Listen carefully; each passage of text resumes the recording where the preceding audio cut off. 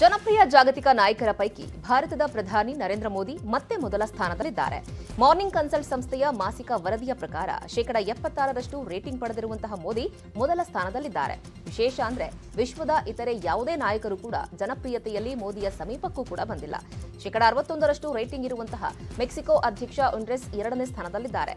ಇನ್ನು ಆಸ್ಟ್ರೇಲಿಯಾದ ಪ್ರಧಾನಿ ಆಂಟನಿ ಅಲ್ಬನೀಸ್ 55% ರೇಟಿಂಗ್ನೊಂದಿಗೆ 3ನೇ ಸ್ಥಾನವನ್ನು ಪಡೆದುಕೊಂಡಿದ್ದಾರೆ. ಮೋದಿ ಉಪನಾಮ ಹೊಂದಿರುವವರೆಲ್ಲ ಕಳ್ಳರು ಅಂತ ಹೇಳಿ ಟೀಕಿಸಿದ್ದಂತಹ ಪ್ರಕರಣದಲ್ಲಿ ರಾಹುಲ್ ಗಾಂಧಿಗೆ 2 ವರ್ಷ ಜೈಲು ಶಿಕ್ಷೆಯನ್ನು ವಿಧಿಸಲಾಗಿತ್ತು. ಗುಜರಾತ್ನ ಸ್ಥಳೀಯ ಮ್ಯಾಜಿಸ್ಟ್ರೇಟ್ ಕೋರ್ಟ್ನ ತೀರ್ಪನ್ನು ಪ್ರಶ್ನಿಸಿ ರಾಹುಲ್ ಗಾಂಧಿ ಅವರು ಇವತ್ತು ಮೇಲ್ಮನವಿಯನ್ನು ಸಲ್ಲಿಸಲಿದ್ದಾರೆ. ಮ್ಯಾಜಿಸ್ಟ್ರೇಟ್ ಕೋರ್ಟ್ನ ಆದೇಶವನ್ನು ಪ್ರಶ್ನಿಸಿ ಸೂರತ್ನ ಸೆಷನ್ಸ್ ಕೋರ್ಟ್ನಲ್ಲಿ ಮೇಲ್ಮನವಿ ಸಲ್ಲಿಸಲಾಗ್ತಾ ಇದ್ದು, ಈ ವೇಳೆ ರಾಹುಲ್ ಗಾಂಧಿ, ಗುಜರಾತ್ನ ಕಾಂಗ್ರೆಸ್ ನಾಯಕರು ಉಪಸ್ಥಿತರಿರಲಿದ್ದಾರೆ. ದೇಶದಲ್ಲಿ ಕೊರೋನಾ ಸಂಖ್ಯೆ ದಿನೇ ದಿನೇ ಹೆಚ್ಚಾಗ್ತಲೇ ಇದೆ. ಕಳೆದ 24 ಗಂಟೆಗಳಲ್ಲಿ 3824 ಕೊರೋನಾ ಕೇಸ್ನ ಹೊಸ ಪ್ರಕರಣಗಳು ದಾಖಲಾಗಿದ್ದು, ಇದು ಕಳೆದ 6 ತಿಂಗಳಲ್ಲೇ ಗರಿಷ್ಠ ದೈನಂದಿನ ಸೋಂಕು ಅನ್ನೋ ಪ್ರಮಾಣವಾಗಿದೆ. ಇದೇ ವೇಳೆ 5 ಕೊರೋನಾ ಸೋಂಕಿತರು ಕೂಡ ಸಾವನ್ನಪ್ಪಿದ್ದಾರೆ. ಜೊತೆಗೆ ದೈನಂದಿನ ಪಾಸಿಟಿವಿಟಿ ಪ್ರಮಾಣ 2.87ಕ್ಕೆ ಏರಿಕೆಯಾಗಿದೆ. ದೇಶದಲ್ಲಿ ಈವರೆಗೆ 4.47 ಕೋಟಿ ಮಂದಿ ಸೋಂಕಿಗೊಳಗಾಗಿದ್ದು, ಅದರಲ್ಲಿ 4.41 ಕೋಟಿ ಮಂದಿ ಗುಣಮುಖರಾಗಿದ್ದಾರೆ ಹಾಗೂ 5.30 ಲಕ್ಷ ಜನ ಸಾವನ್ನಪ್ಪಿದ್ದಾರೆ. ಮಧ್ಯಪ್ರದೇಶದ ನಮೀಬಿಯಾದಿಂದ ತಂದಿದ್ದ ಚೀತಾಗಳಲ್ಲಿ ಒಂದು ಚೀತಾ ಓಬನ್ ಕುನೋ ರಾಷ್ಟ್ರೀಯ ಉದ್ಯಾನವನದಿಂದ 20 ಕಿಲೋಮೀಟರ್ ದೂರದಲ್ಲಿರುವ ವಿಜಯಪುರದ ಜರ್ಬರೋಡಾ ಗ್ರಾಮಕ್ಕೆ ಎಂಟ್ರಿ ಕೊಟ್ಟಿದೆ. ಇದರಿಂದ ಗ್ರಾಮಸ್ಥರಲ್ಲಿ ಆತಂಕ ಉಂಟಾಗಿದ್ದು, ಚೀತಾವನ್ನ ವಾಪಸ್ ಕರೆತರೋದಕ್ಕೆ ನಿಗಾ ತಂಡ ಕೂಡ ಗ್ರಾಮಕ್ಕೆ ಭೇಟಿ ಕೊಟ್ಟಿದೆ.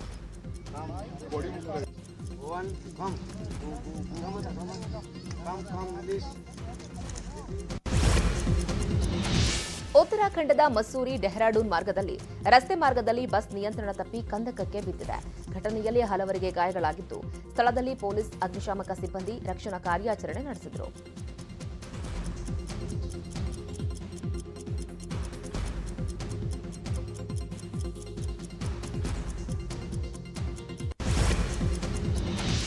ಕೇದಾರನಾಥದಲ್ಲಿ ಹಿಮಪಾತ ಮುಂದುವರೆದಿದೆ. ಸರ್ಕಾರ ಇದೇ ತಿಂಗಳಿನಿಂದ ಭಕ್ತರಿಗೆ ಕೇದಾರನಾಥನ ದರ್ಶನಕ್ಕೆ ಅವಕಾಶವನ್ನು ಕೊಟ್ಟಿದೆ. ಹೀಗಾಗಿ ಸಿಬ್ಬಂದಿ ಹಿಮ ತೆರವು ಮಾಡೋದಕ್ಕೆ ಮುಂದಾಗಿದ್ದಾರೆ.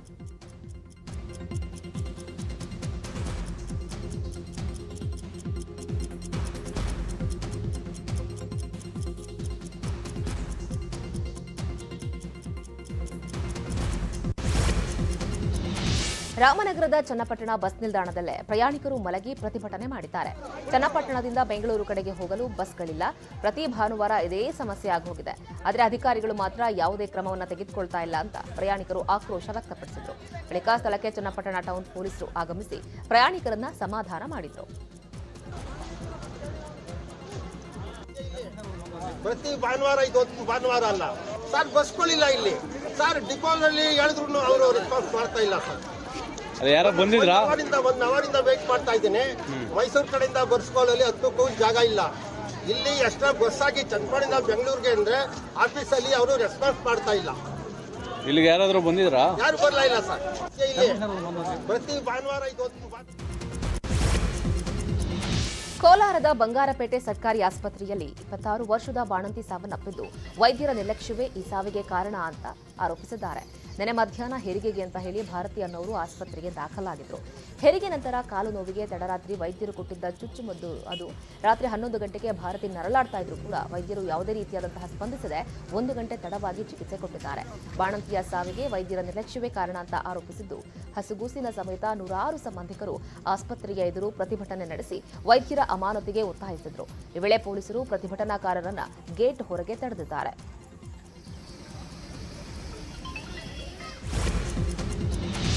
ಪೊಲೀಸ್ ಪಡೆಯ ಸೇವೆ ಶೌರ್ಯ ಹಾಗೆ ತ್ಯಾಗ ಮನೋಭಾವವನ್ನು ಗೌರವಿಸುವ ಸಂಕೇತ ಆಗಿದೆ. ಬೀದರ್ ಜಿಲ್ಲಾ ಪೊಲೀಸ್ ಮೈದಾನದಲ್ಲಿ ಪೊಲೀಸ್ ಧ್ವಜ ದಿನಾಚರಣೆಯನ್ನು ಆಚರಣೆ ಮಾಡಲಾಯಿತು. ಕರ್ನಾಟಕದ ಏಕೀಕರಣವಾದ ನಂತರ ಕರ್ನಾಟಕ ಪೊಲೀಸ್ ಪಡೆಯನ್ನ 1965ರ ಏಪ್ರಿಲ್ 2ರಂದು ಕರ್ನಾಟಕ ಪೊಲೀಸ್ ಕಾಯ್ದೆಗೆ ಒಳಪಡಿಸಲಾಯಿತು. ಅದರ ಸ್ಮರಣೆಗಾಗಿ ಪ್ರತಿ ವರ್ಷ ಪೊಲೀಸ್ ಧ್ವಜ ದಿನವನ್ನಾಗಿ ರಾಜ್ಯದ ಎಲ್ಲ ಘಟಕಗಳಲ್ಲಿ ಆಚರಣೆ ಮಾಡಲಾಗುತ್ತೆ. ಬೀದರ್ ಜಿಲ್ಲಾ ಪೊಲೀಸ್ ಮೈದಾನದಲ್ಲಿ ಪೊಲೀಸ್ ಧ್ವಜ ದಿನಾಚರಣೆಯನ್ನ ಆಚರಣೆ ಮಾಡಲಾಯಿತು.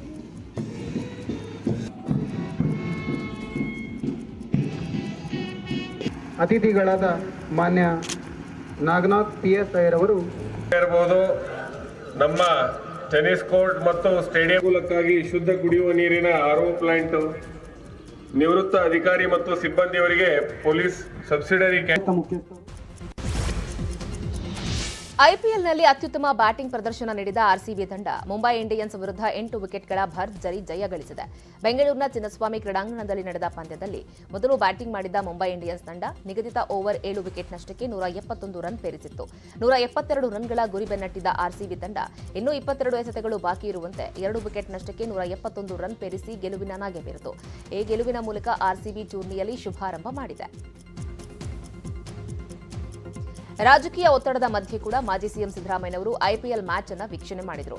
ಚಿನ್ನಸ್ವಾಮಿ ಕ್ರೀಡಾಂಗಣದಲ್ಲಿ ನಡೆದ ಆರ್ಸಿಬಿ ಮತ್ತು ಮುಂಬೈ ಇಂಡಿಯನ್ಸ್ ಪಂದ್ಯವನ್ನು ಸಿದ್ದರಾಮಯ್ಯ ವೀಕ್ಷಿಸಿದರು.